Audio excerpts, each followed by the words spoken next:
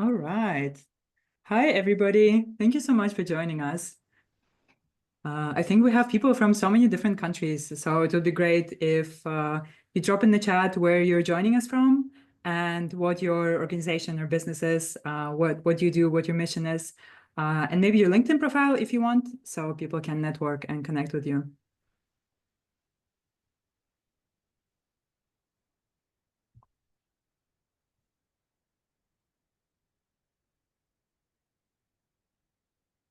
Great to see so many people joining. Okay, we have some note takers.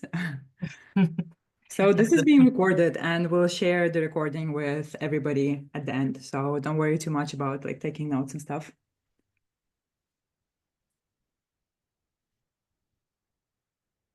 So as I'm sharing the screen, I can't see the chat for now, but Robin, you let me know. Yeah, please We guys, have drop in the chat, where you're joining us from, what you do, and if you want your LinkedIn profile so people can connect with you. we have Pascal here, who is from Canada, and Pascal is the founder of VizCause, which is another great tech for good platform. So be sure to check that one out. And Tina Cook, Tina's here from Kwan Wildlife Rescue in Shropshire. So yeah, please carry on like introducing yourselves in the chat. It's great to know where you're all coming from. Hi. Hi, I think that was, I'm not sure. No, I thought that was Seymour, but I didn't see the unmute. It is. Oh, it is. It is me. Great. All right, I think we'll give people just maybe a minute more and we'll start with our agenda. So first of all, I want to say a really big thank you for joining us today. I know that time is our most valuable resource, so we really appreciate that you chose to invest it in today's session, and we'll try to give you back as much value as we can. So I'm Aina. I'm going to go quickly through the agenda for today. So we'll do a quick introduction. We'll introduce the concept that applies to both corporate and individual donors. So the importance of knowing our donor personas, so who we are speaking to, and understanding how they think and what their motivations are. So what is it that actually makes them give and support different causes. And then we'll go straight into corporate donors. So we'll talk about who they are, where and how to find them, and best practices for approaching them and starting conversations with them. And then for individual donors, Robin is going to talk to us about finding your first donors. So if you're just starting out, the importance of leveraging data and also the power of your community. And at the end, we're going to leave about 10 minutes for Q&A. So throughout the session, if anybody has any questions, please drop them in the chat. I think it's best if we address them at the end so we don't get too sidetracked. But yeah, please write in the chat and we'll get back to you at the end. And if you're just joining us, please drop in the chat who you are, where you're from, what's your organization, and feel free to add your LinkedIn link so people can connect with you. Awesome. Thanks, Aina. So hi, everyone. My name is Robin. I'm the co-founder of Pravi. We're building a platform to help charities of any size find and convert new donors. The QR code that you can see up on screen, and Aina will share hers in the next screen as well. If you scan these with your mobile phone camera, it will bring up all of our contact details so you can connect with us on LinkedIn, you can book a call with us, and you can find our social media profiles as well. I started off my experience in nonprofit space as a volunteer. I led a committee of volunteers for 5 years, and I experienced exactly the problem I'm trying to solve with Pravi, which is how do we find people to support our charity? Where are they? What do we say to capture their attention? And how can we bring them into our community? I then worked at one of Australia's largest charities, and I saw the power of data and tech. So that's the experience I'm bringing into the platform I'm building with Pravi, and I'm going to talk about that a bit later on in the presentation. Great. Thanks, Robin. So hi, everyone. I'm Aina. I'm a co-founder of Matchstick. We're a lead generation agency for purpose-driven businesses and nonprofits. For nonprofits, we specialize in corporate engagement. So we help organizations with identifying and connecting with new potential corporate partners. So here's my QR code. As Robin said, please connect with me on LinkedIn. I'm super active there. And my background is in sales. And sales sometimes has a bit of a negative reputation. Like people often think that you have to be pushy and maybe manipulative. And hopefully today I'm going to show you that that doesn't have to be the case at all. And that really sales is about communicating the value of things in a way that builds trust and forms relationships. And it's a really important skill in life and in business. And I'll show you how we apply this commercial side of things onto helping nonprofits be strategic about identifying and starting conversations with new potential corporate partners so that you can hopefully do the same for your organization. Well, so there's sort of two key concepts we're just going to talk about as an introduction, because the two things you can see on screen here really apply to both my content about individual donors and Ina's content about corporate donors. So we thought we would sort of join forces to set the scene before we get into the more specifics. So the first sort of concept that's going to come up a lot today is the idea about donor personas. And this is about knowing who you're talking to with your strategies, your content, your fundraising activities, your email sequences, everything that you do. If we're talking to everyone, we're talking to no one. So we want to be as specific as possible when we're creating things, when we're putting things out into the world, to know exactly who it is we're talking to. And this could be in terms of gender identity, age range, salary, location, interests. The more richer picture we can build of who our ideal supporters are, then the easier it is to create content and fundraising strategies that cut through. As an example, in sort of the corporate world and a brand that sort of everyone's heard of, if you think about Nike as a sports brand, they have a persona, a customer persona of the everyday athlete. So they're not just targeting professional athletes, they're targeting people who want to get fit in everyday life. And they have this slogan that's just do it. And they focus on the personal motivation rather than professional kind of accomplishments. And so this is what we're going to talk about with donor personas. How can we know the people we're talking to? And we've got some tips on that. And I'm going to talk about how we can use data to find those people as well in my section. Ina, how does this donor persona concept relate to corporates? I think you did a great introduction, Robin, that when we try to kind of accommodate for everyone, we actually resonate with no one. So there is a terminology in sales for this that's called spraying and praying. So when we just spray and hope that something sticks and something resonates with someone, and that's a terrible approach. So for sure, it's really important to know who we're talking to. And this ties in with the next concept that we're going to introduce. So if there was just one thing that I wanted you to take away from today's presentation, it would be this. And I'm sorry if this is a little bit harsh, but we have to remember that nobody cares about us. Like nobody cares about you. And this is not a personal attack. Nobody cares about me either. People only really care about themselves. Specifically, they care about their challenges, their frustrations, their goals, ambitions. So when we approach someone, especially when we're approaching them with an ask, it's really important that we don't lead with we, like this is who we are, this is what we do, but instead we speak to what's in it for them. Because when we talk too much about ourselves, we are basically leaving it up to the person to do all of the mental work to figure out why any of it matters to them. And the reality is that nobody cares about your work as much as you. So it's really important to just try to put yourself in their shoes and think about it from their perspective. So it's like, what's the benefit in it for them?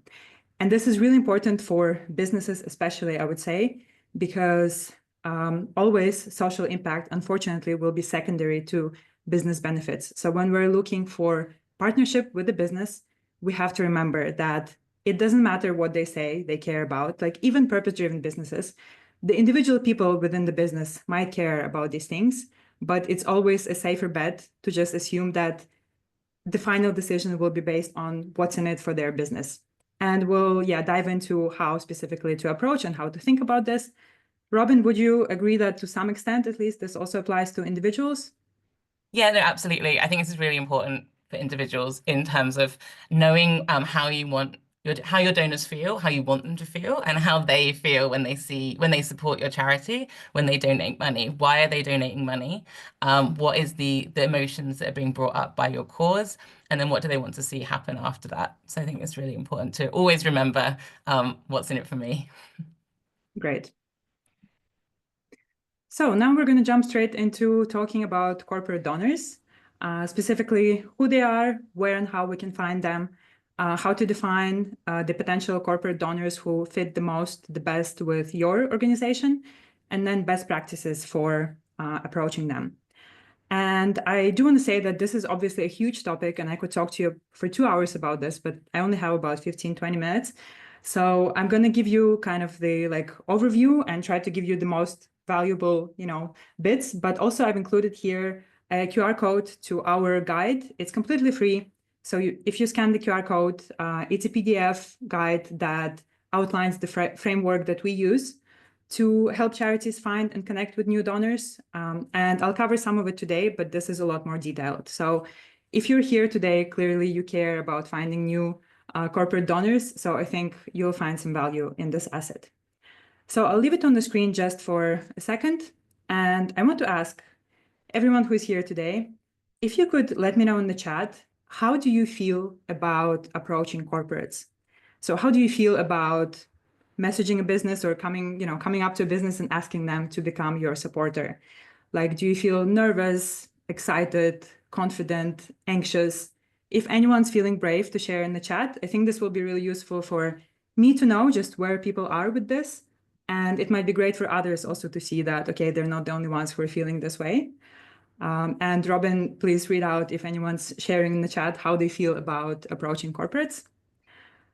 I can tell you that the most common reaction is probably nervous and maybe a bit overwhelmed because people are not sure where to start. Like, who do we approach?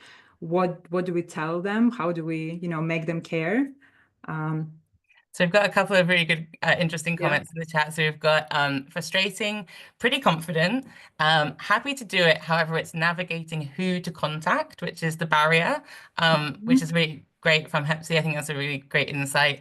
And then because we've received a lot of rejections, we feel nervous about approaching donors. Great. Those are excellent answers. I'm curious who said very confident, if you don't mind. Yeah, so we've got Natalie Safuma is pretty confident. Amazing. Yeah, so the person who wrote about rejection, I think that's so great that you brought up this point. Rejection is definitely a feature. It's not a bug. It's just a part of the process, And yeah, I've been working in sales for my entire career, and it still stings, especially when it's my own business. Like, it really hurts when people reject. But yeah, the key is not to take it personally and to look at it like every no gets you closer to the right yes. So really, you're just pushing all the irrelevant, not, something that's not going to be the right opportunity. You're pushing it aside and you're getting closer to the right one. So hopefully today's session will help you feel more confident and bring some clarity. So let's dive straight into it. So just so we're aligned, corporate donors are businesses, and these businesses, they usually seek partnerships that offer mutual value. So it's not just that they're supporting you, but they're also going to expect something in return. So it's really important to keep in mind that social impact will always be secondary to business benefits. So some companies, like, they really do care, but sometimes what they say they care about is a marketing exercise, or at the bottom, when they make the decision, it's going to be what's going to help them grow their business, what's going to look good for their brand, what's going to help them make their employees happy, their customers happy. So we always really have to think about, like, what are the business benefits for them in partnering with us. The really good pro of partnering with corporates is that they can offer really diverse support. So it can be really multifaceted. They can offer pro bono services, in-kind donations, as well as financial donations, volunteers, and we also get access to their networks. I think that's really important to keep in mind, that it can elevate your brand, it can just increase your connections, but this can also work the opposite way. So we have to think if there are any businesses who we don't want to partner with, because it can actually harm our brand reputation. So that's something that you have to decide for yourself. And also really important to keep in mind that relationships really do take a long time to build. So we're not chasing transactions, we are building relationships. And there is no shortcut here. It can take months. It can take, once you start working with someone, it can take a year until you get, a nice check from them. So it's really about nurturing, maintaining, and being creative how you can leverage maybe not just their CSR budget, but also, get their employees to volunteer for you, get like the other infrastructure and other bits of their organization to work for you. So just really quickly, how we can look at the donor journey. I think it's important to cover this. It all starts from identification. So we have to be, as Robin said, crystal clear on who we're going to approach, who is the best fit for us. Then we have to make the introduction. So how do we connect with them? Then comes the engagement part. So once we've introduced ourselves, we hopefully had some kind of meeting, interaction, we need to build a relationship. So get them engaged. And then, of course, stewardship. So we have to manage the relationship to support future giving so that they become advocates for your nonprofit and for your mission. So Matchstick specializes in the first two parts. So that's where my expertise is in identifying and introducing. So that's what we're going to focus on today. And I think some people would argue that the most difficult part of closing a deal is finding it. So let's help you with that today. And we're going to start with building our ideal donor profile. So I'm sorry for being a little bit repetitive, but it's really the most important thing is to think about what's in it for them. And a really good question to ask yourself is, how does supporting your organization align with their business goals? And I can give you an example here. So I have a connection in my network who runs a charity called Cameras for Girls. And what they do is they help women, African women, to get access to cameras, to get involved in film, photography, ultimately to fight gender inequality and to unlock more jobs, so women can get employment. So for them, it would make sense to approach, for example, stock media companies. I'm giving this example because I used to work for a stock media company for 6 years. And just in case if people don't know, stock media are those videos, images, music that you can license online. So anyone can license it. We usually see them in all documentaries, films. It's like the fillers in advertising. So there are quite a few large organizations that do this. And that's what they do. They support filmmakers worldwide. So it would really make sense for them to partner up with an organization called Cameras for Girls, who empowers women with getting involved in film and cinematography and photography. So there is a very clear tie. It would make sense for their brand. So if you're not sure like how to do this exercise for yourself, I think a great place to start is also to decide who you don't want to approach. For example, if your organization works with kids, maybe you don't want to be associated with people who have child labor in their supply chain. Or if, let's say, you're working to conserve the environment, like you're protecting the marine ecosystems, it might make sense to approach large shipping companies. They're big polluters. It would really like they want to, partner up with organizations who care about the environment.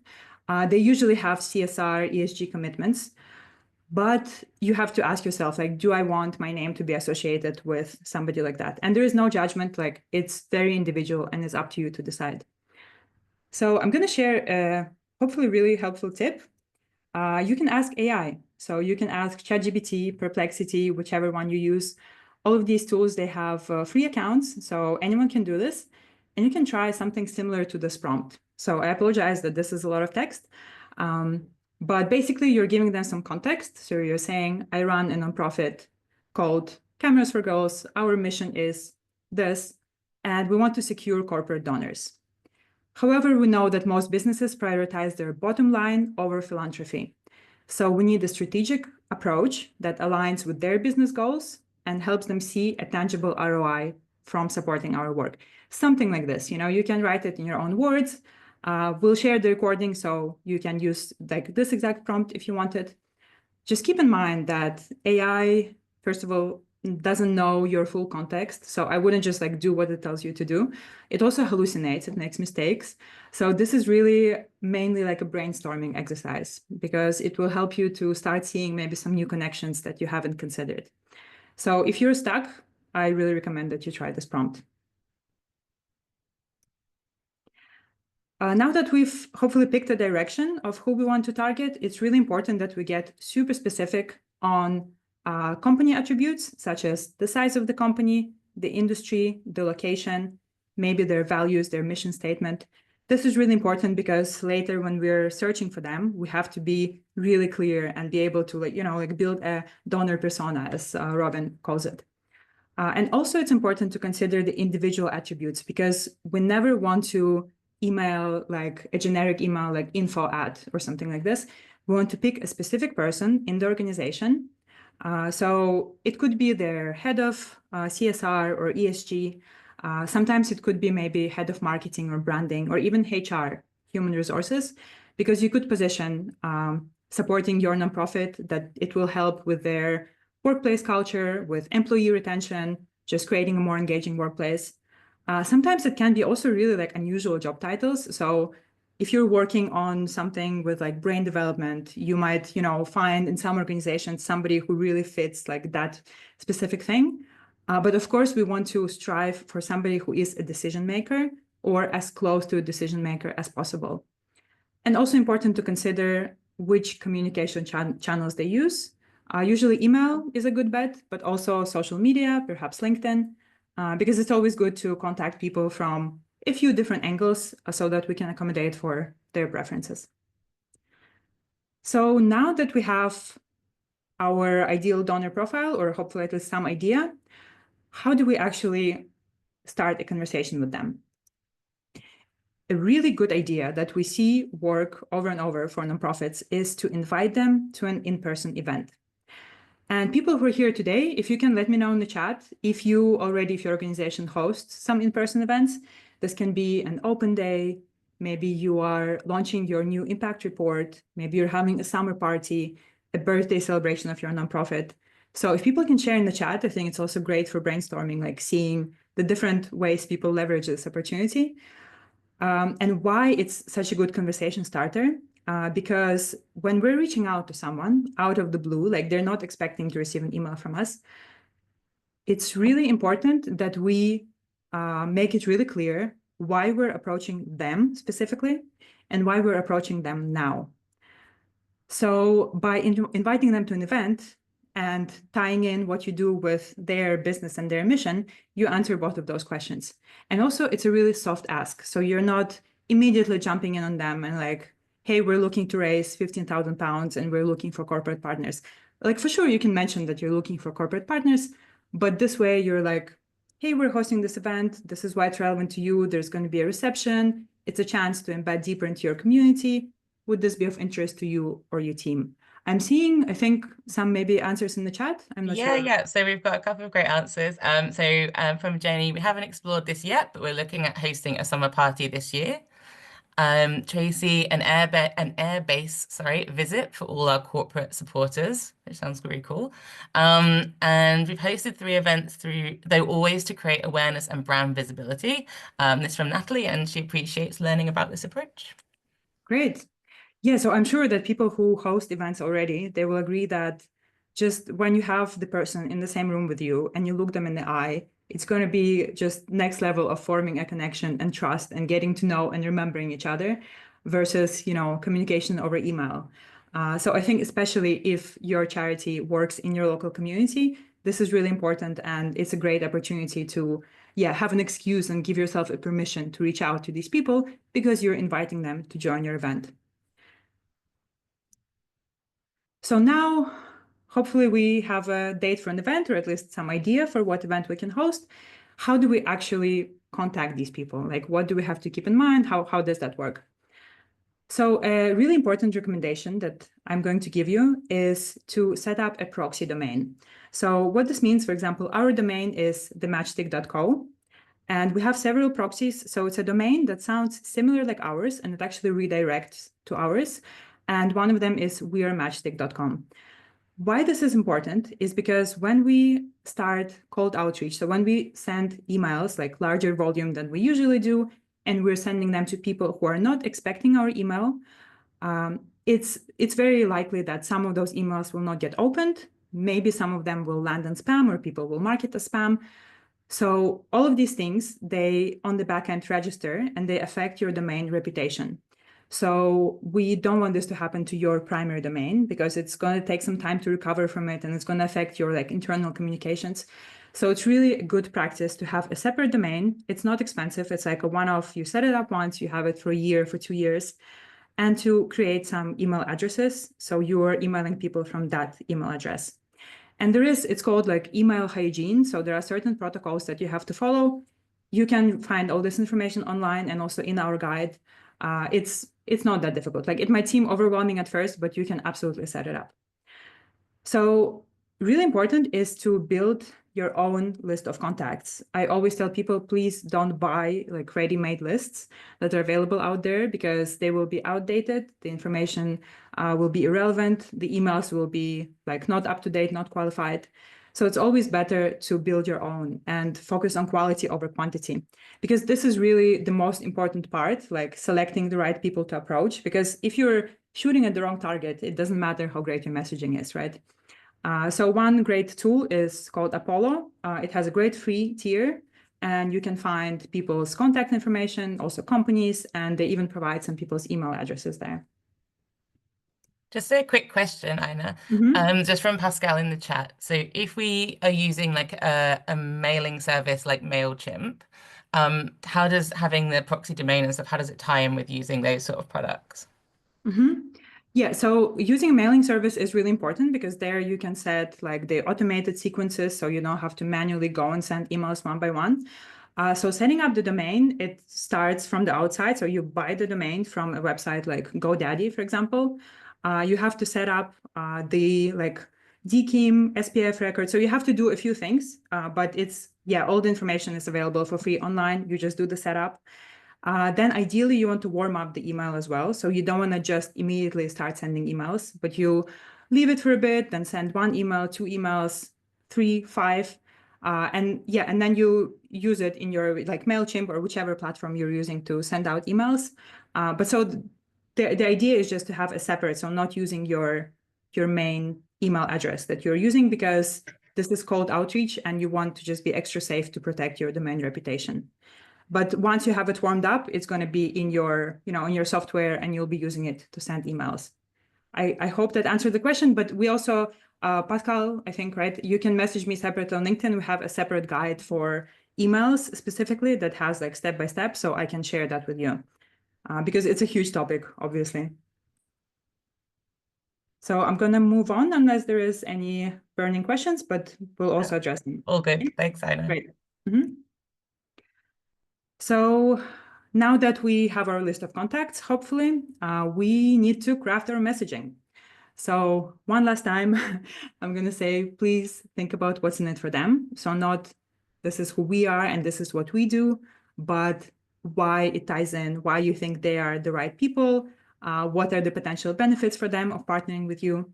And also just keep in mind that this is a very common mistake, that people think that when we do outreach, the goal of our message is to immediately, close a sale or like get a partner. That can happen, but it's very unlikely because you need to build rapport and these things take time. So we don't want to pitch for marriage on the first date. We just really want to start the conversation and get them interested, involved, build some trust. And this brings me on to my next point, which is the importance of following up. So there is a stat that 80% of all deals require at least 5 follow-ups, but most people give up after just 1 or 2 attempts. So please, if you're only going to send 1 email, I'd say don't even bother, because there is just too many things that it can be at the wrong time. People forget, like we're not top of mind for them. So it's really important to send several emails. We recommend 3 or 4 over a few weeks, so we don't, intimidate people too much, and also add in a few social media interactions maybe. And with each follow-up, ideally, we want to add some value. So not just checking in, those awkward emails that are painful to write and to receive, but instead like sharing some resource with them, sharing a case study, maybe some social proof. But again, we have tips on this in our guide, and I'm happy to take questions at the end. One last tip before I pass it on to Robin is using a CRM, client relationship management tool. So again, there are great free versions out there. This is just a place that helps you to stay organized, so you know who you've contacted, on which dates, and it's just going to make your outreach and your project much, much cleaner. So hopefully this was useful. I know it's a huge topic, so I'll show this one more time in case if I know some people were joining late. Please feel free to download this guide. It gives you a lot more detail. It has some actual messaging templates and a lot more tips on emailing. So yeah, hopefully I made it look straightforward. If you have any questions, I'm here. And it can be challenging. It does take focus and energy, so don't get discouraged. And if you need support ever, we're happy to help. And now I'm going to pass it over to Robin. Great. Thanks, And Aina. I think we're going to switch the screens, right, Robin? Yeah, perfect. I'll start sharing my screen. So just while I'm pressing on buttons, we can share a link to that resource when I send out the recording, so people can download it from there as well, which we'll do after the session. So hi everyone, hope you can all see my screen now. So while I'm just going to introduce the topic of individual donors, I'd love to ask kind of the same question as Aina asked at the start of hers, which is when we think about finding new individual donors, finding them, converting them into becoming regular givers, how do you feel about that? Is that something that makes you confident, excited, apprehensive? I'd love to sort of share those words as well in the chat. While you're doing that, I'll just sort of kick off and then I'll pause in a second. But as we said at the top of the session, I'm going to take you through today some tips for finding your first donors if you don't have any at all, why data is gold and why community is key. So just for a little bit of context, I shared at the start of the webinar that I'm building a platform to help charities of any size find and convert new donors. My project is funded by an Innovate UK Smart Grant. So it's a research and development project at the moment. So we're still building the platform, we're still getting feedback and we're still making it better. And so everything I'm sharing today is what I've learned from that process. So in order to make a great product, I've had hundreds of conversations with charity leaders, fundraisers, nonprofit consultants, and survey responses. The biggest barriers that come up when it comes to donor acquisition is a lack of data, the limited time and resources, which I'm sure lots of people on the call can relate to, and also having a small audience reach, either a small email list or a small following on social media. So I'm going to talk about how we can navigate some of those barriers today. And then why individual donors at all? Like, why are individual donors important? I want to say sort of, I guess, straight away that much like corporate donors, it's not easy or quick to get new individual donors. It's a relationship and it's a process that takes a while to build. But the reason it's so important is because it makes us less reliant on grants, trusts, foundations, and corporates. It gives us a more sustainable revenue stream, but also it gives us more than just money. It gives us people who are really passionate about our cause, who want to volunteer, who want to tell their friends about us, who want to talk about us on social media. So the sort of value of having donors who are so passionate about your cause is bigger than just money. Were there any comments, I know, in the chat about how finding new donors makes people feel?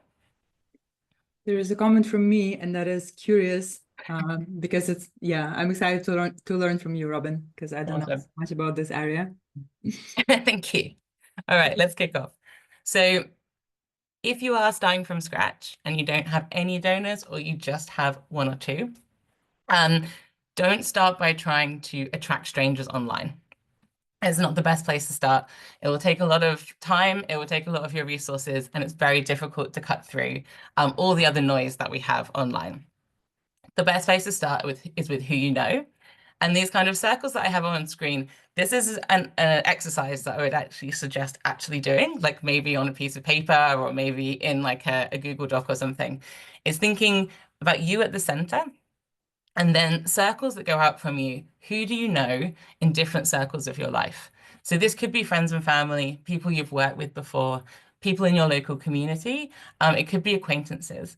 And this is something that LinkedIn is really good for, right? Because sometimes we forget how many people we actually know, how many people we have relationships with. And so I really encourage you to do this as like a brainstorming exercise, because I think when we actually start noting this down, you'll see that actually that sphere of people we know is actually enormous. And what we're looking to do here is kick off a kind of network. So if I tell 3 people about my charity and they all tell 3 people, and then it grows from there.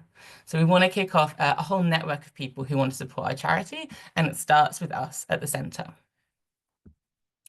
So I would always recommend starting with your existing networks. If you have trustees, it's not that your trustees or volunteers necessarily are going to become donors themselves because they're already giving their time for your cause, but who do they know? And then who do those people know? And that's how we kick off that networking effect of getting more and more people to know about the cause and the important work that we do. I know also mentioned this in her section, there's a lot of crossover here, the importance of continuously collecting social proof. So this could be quotes, testimonials, photos of the work that you do, any kind of impact stats. I always recommend just doing this continuously rather than waiting for needing something to post on social media or needing something to put into an email. If you have a bank or a folder somewhere where you're continually collecting that, then you always have it to hand. And then again, similarly to corporates, we're nurturing a relationship here. We're not just messaging someone out the blue and asking them to donate to our charity or asking them to donate every month.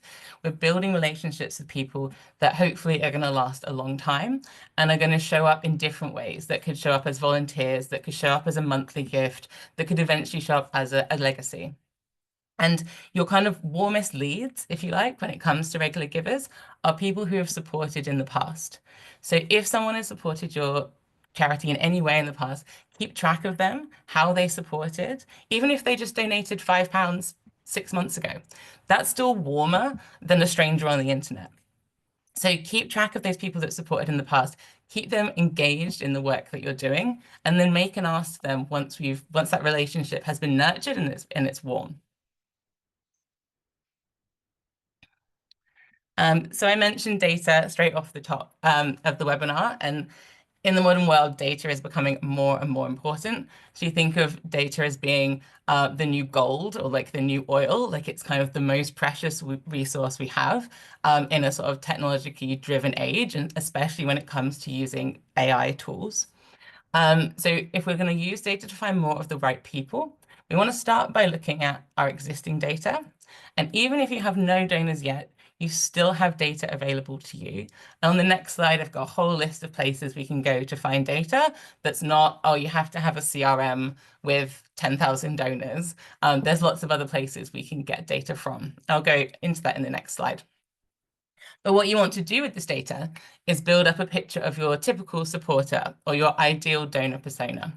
So you want to really envision this person as a real person. You can give them a name, you can give them a profession. Do they have children? Do they have pets?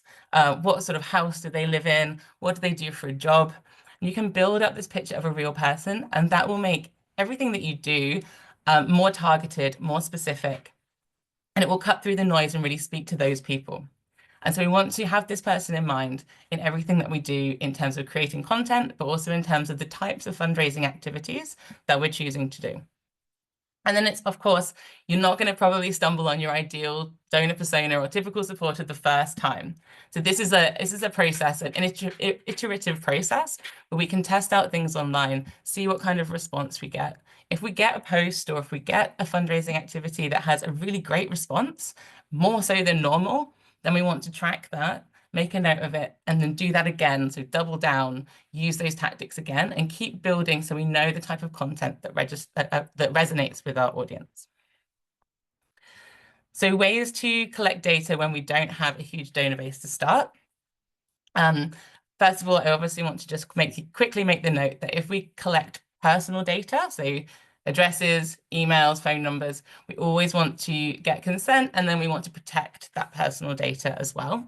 But a lot of the examples that I have here on screen are not about personal data.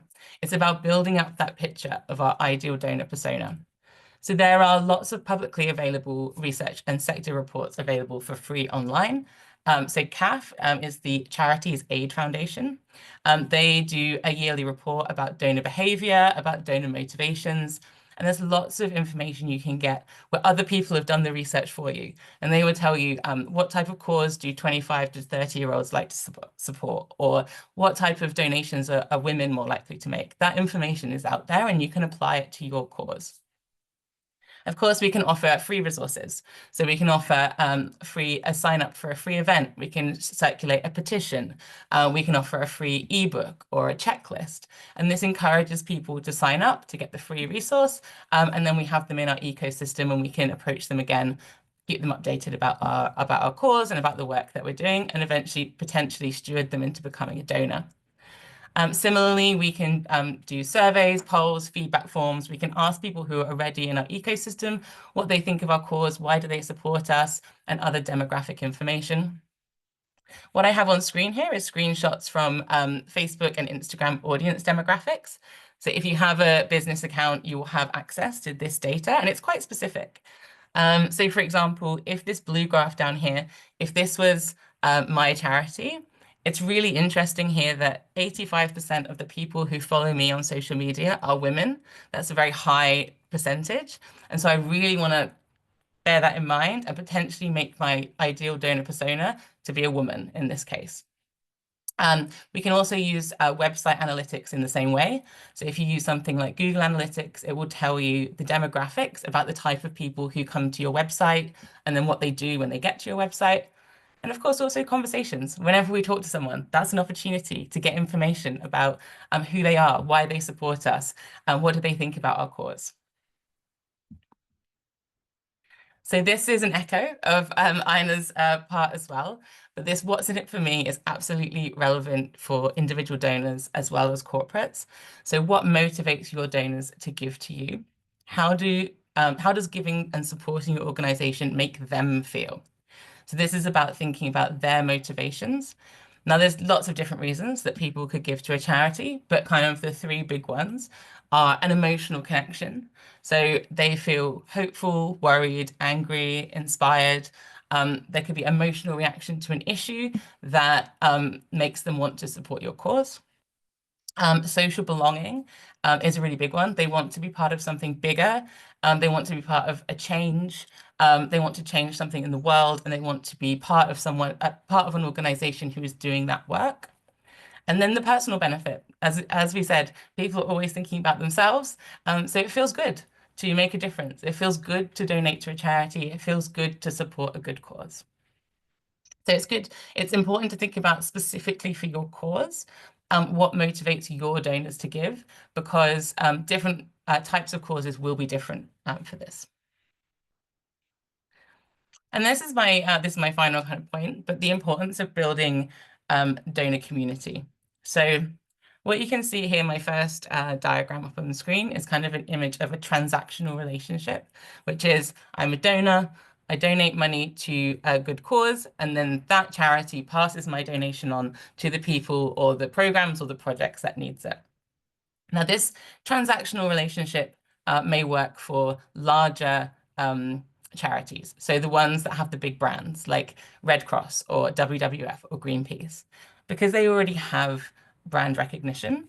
People already know them, like them, and trust them.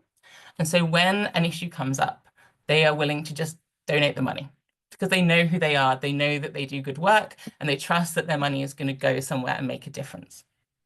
But when we're in a smaller organization, we don't have that built-in know, like, and trust. We don't have that reputation necessarily to fall back on.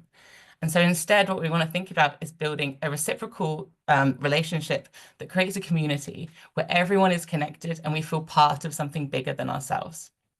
So rather than just taking the donor's money and passing it on, you're creating a group of people, some people who are helping, people who are seeing their impact in their community, people who feel part of your organization in lots of different ways, not just by donating money, potentially by volunteering their time, or potentially, like we said in the previous section, by having these events and these open days where people can experience the good work that you're doing. And so a few tips on building a donor community. The appreciation is really important to people. So thanking supporters publicly, if appropriate, may not always be appropriate, but thanking supporters often is a really important part. We want to, as much as we can, personalize and ask. So this is how we bring people into the community, right? We make them feel like they're in a special club. They're getting special insights about the work that we're doing, or maybe they're invited to an event because they're a donor. So this gives people the feeling that they're part of something bigger and that they're in this sort of special club, and that makes them feel great about what they're doing. We want to make it easy to spread the word. So this is that networking effect that I talked about in my first slides, which is people want to share good work with other people. So we want to think about how can we make it easy for the people who support us to tell their friends about our charity, about the work that we do? How can we make it easy for them to share something on social media and therefore kick off a network effect where more people hear about the work that we do? We want to be visible and authentic. This is about building that connection. So the people who support our charity know us personally. They know who we are. They have that connection with us. And we want to show them the impact that they're making. So this is different from show them the impact that I'm making as the person in the charity, or show them the impact that the service users are making. We want to show the donors the impact that they are making because we're making it about them. And then we always want to build that connection before asking for donations, but also remember to ask. So I have talked to a lot of smaller charities who are maybe a little bit nervous about bothering people or about constantly reaching out to people. But if we don't ask people to donate and we don't show them the impact that their donation has, and we don't sort of bring them in and ask for what we need, then people won't donate. So we need to make sure we build that in to our donor acquisition strategies.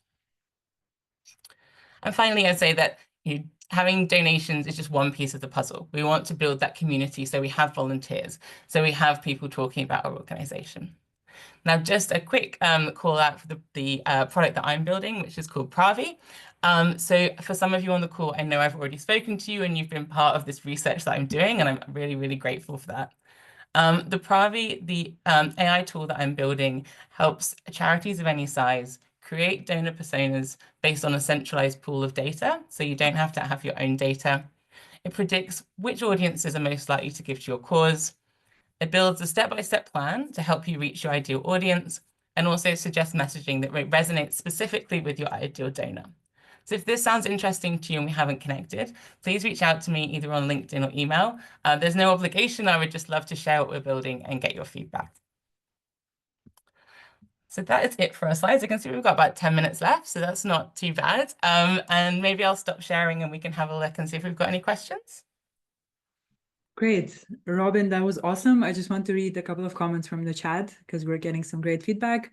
So Eve says that it's a great webinar. She's learning so much about how to build a donor community for my charitable foundation. We also, very valuable guidance from Alex. And James made a comment that social proof and quantifiable results are immensely helpful in promoting your nonprofit. I actually do have a question. So if anyone has any questions, please write them in the chat, or if you're feeling brave, unmute yourself and just jump straight into it. But I did want to ask Robin, since you brought this up, what would be a good example of like good social proof that you can share to encourage, I guess, people to support your cause? Yeah, no, that's a great question. I think where we can have a specific example as possible of the impact that we've made. So it can be in either qualitative or quantitative. So one could be stats, so like impact stats, the number of people we've helped, what change that's made in the community, some kind of simple numbers that people can relate to. Or the other option is the kind of quotes or testimonials, real stories of people who have benefited from our cause. Now, the second option, the sort of real stories from real people, will have more of a connection with your audience, but we just want to always be careful that that's done in an ethical way. So again, we need to make sure we get consent from people before sharing their story, and that we share it in a positive kind of impact focused way, and not in a way that makes us feel like we're kind of taking advantage of anyone who's in a vulnerable position. Great. And I want to add to that, social proof is so important. And some people feel maybe a little bit like not comfortable with promoting what they do, or it feels like you're boasting, but you're not. Like it's really necessary, because this way you help your audience to kind of do the due diligence and to know that, you are the right person, that this is the right like charity to support, that other people are trusting you. So it's a big part of our human nature. When other people are doing it, it just makes it normalizes it and it feels safer. So I think it's super important to share social proof. Yeah, I think that's what it's about making the decision easy for people. So if people see that other people have donated to your charity or that you're out in the community and people know you, there's photos of you doing things, that just makes the decision for people easier. Okay, I don't have to do deep research on this. It's a trusted organization. I'll just stop sharing my screen so we can see.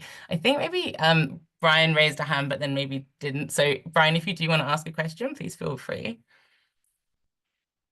All good? Thank you, Robin. Thank you, Diana. I've been working towards getting more individual donors. I'm working on a book, and I was trying to pre-sell it before we actually launch it.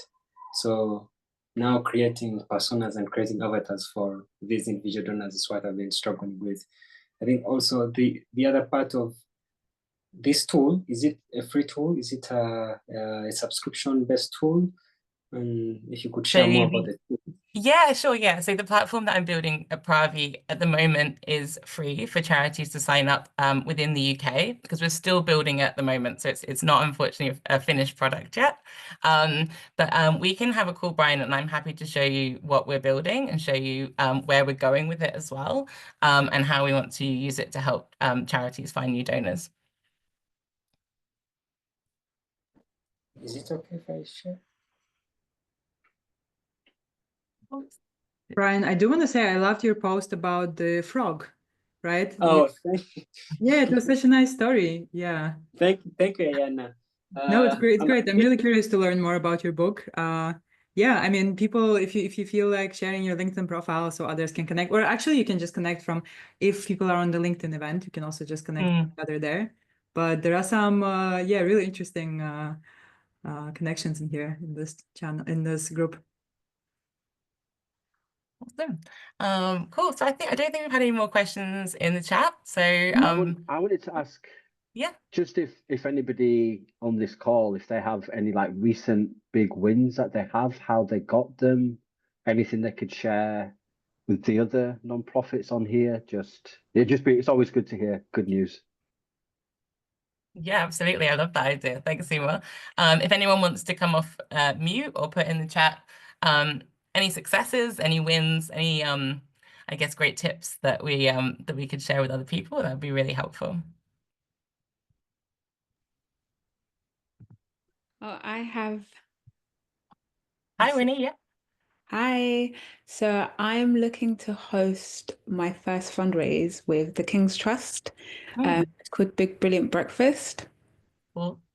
And I'm putting that together for Mother's Day. So awesome. yes, that's kind of, I'm actually looking for, I don't know, this might actually be a good question. So it's a charity event where I need to fundraise for the King's Trust, but and you have to host a breakfast. I don't really want to host it at home just for privacy reasons, but I do want to get somebody to pay for the breakfast or at least to provide us with the space. So, but then what you mentioned around making sure that it's benefiting the individual and so on. Because my idea is I get the guests to pay for the fundraiser, then that can go to the King's Trust, but they don't pay for the breakfast. So, but I don't know like how I can convince somebody to give us the space without us paying for the food for the venue. So I don't know if you have any suggestions, because it would be easier to just be like, oh, if it was a charity, then I could just say, oh, we're going to donate to you, but we're already donating somewhere else. So essentially, I need a free space and like breakfast bites. Does that kind of fit the donor persona? But it's like two donors almost. I think it's two, definitely. And I think that the one you're looking for and kind of asking a question about is kind of towards the more corporate donor that we talked about in Ina's section, which is so what is in it for that person who's donating the venue or donating the food. I don't know if Ina, you have any like pearls of wisdom here, but like that's how I would take that.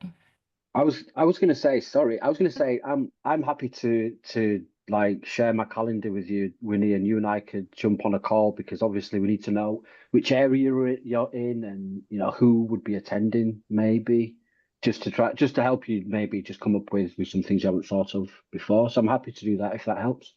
Yes, please. If you could share your email, that would be really helpful. Absolutely. Yeah. Give me 2 minutes. Sorry, Aina, I didn't mean to steal your thunder there, but you know. No, I was going to say the same because it's definitely, it would be helpful to have more context. But I do want to say that when we're asking for something like a space rather than financial donations, it's usually a little bit easier. And I don't know, yeah, Winnie, where you're located and if you are active on social platforms like LinkedIn, because it's always, yeah, it's great to just ask around, like literally just message people within your network and ask. But yeah, for space, like you know, it depends what kind of space you're looking for. I would really just like get very specific on what you're looking for and then think who can provide it and then just approach them and ask, because you're not asking them for money, you're asking them for the space, and they can use it on their social media to promote, to say we're hosting this great event for a really important cause. But yeah, it would be great to connect offline and we can just, yeah, bounce some ideas off each other. But great question. Thank you for bringing it up. And great suggestion, Seymour, for yeah, encouraging people to speak up and share some wins and just like ongoing initiatives. Thank you. I'm going to book a call with Seymour tomorrow morning. And if you can join as well, that will be good. But if not, I will also find time to connect with you. Thank you both. Awesome. No Thanks, worries. Winnie. Thanks Right. for joining us.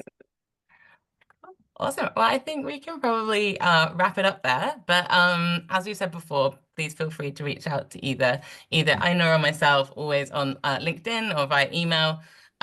We will send out the slides and the recording and also a link to the resource that Aina shared in terms of being able to attract corporate donors. But yeah, thanks so much, everyone, for joining us. Aina, was there anything else you wanted to say? No, just, yeah, thank you. I hope we provided some value. We're getting some really great comments in the chat, so it looks like people have enjoyed this. And yeah, looking forward to connecting with you on LinkedIn and staying in touch. Thanks, everyone. Bye. Thanks. Bye. Bye. Okay, bye.